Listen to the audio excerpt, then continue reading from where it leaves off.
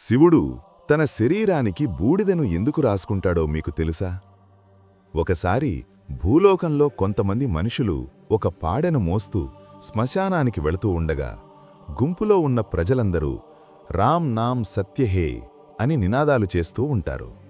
ఆ సమయంలో కైలాసంలో ధ్యానంలో ఉన్న శివుడికి ఆ శబ్దం వినిపిస్తుంది. అప్పుడు శివుడు, నా రాముడి పేరు ఎక్కడినుంచి వస్తోందా అని తన దివ్యదృష్టితో చూస్తాడు. అలా తన భక్తుడైన రాముడి పేరు వినగానే శివుడు ఉండలేకపోతాడు. వెంటనే ఒక సాధు రూపంలోకి మారి రహస్యంగా ఆ శవయాత్ర గుంపులో కలిసిపోయి అందరితో పాటు రామ్ నామ్ సత్యహే అంటూ ముందుకు వెళ్తాడు. కాని శ్మశానంలో శవాన్ని చితిపైన పెట్టగానే అప్పటిదాకా వినిపించిన రామ్ నామ్ సత్యహే నినాదాలన్నీ ఒక్కసారిగా ఆగిపోతాయి. శివుడు ఆశ్చర్యపోతాడు.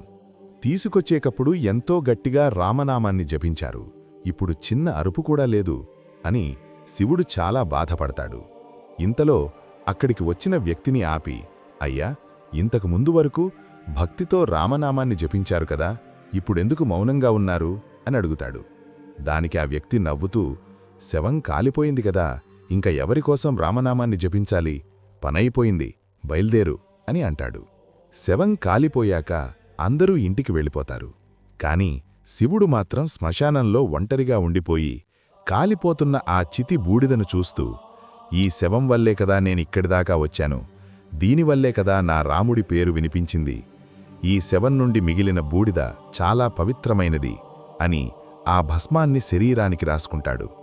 ఆ రోజునుంచి శివుడు నిరంతరం భస్మాన్ని రాసుకోవడం మొదలుపెట్టాడు. ఫ్రెండ్స్, ఓం నమః శివాయ అని కామెంట్ చేయండి.